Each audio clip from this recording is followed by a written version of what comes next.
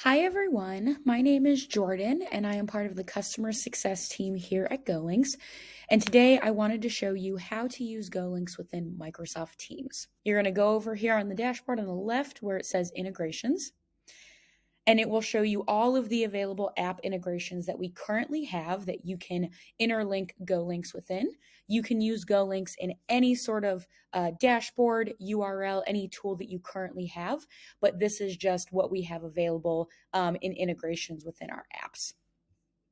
So all the way down here at the bottom, you will see the one for Microsoft Teams, which allows you to use GoLinks within your Teams chat. And if you hit view, this is where you will go ahead and integrate it. You can download it here. I already have it downloaded, so I'm going to go ahead and just go directly to our Teams chat.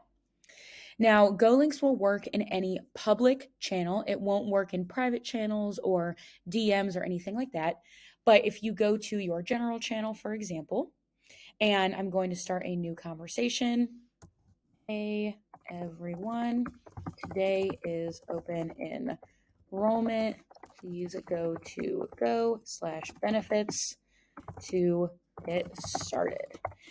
And when I go ahead and send my message, that Go link will unfurl. A pop-up comes up on the screen, and this gives me the details of what the Go link is, as well as it gives me the option if I want to go directly to that Go link or if I want to go onto the Go links dashboard.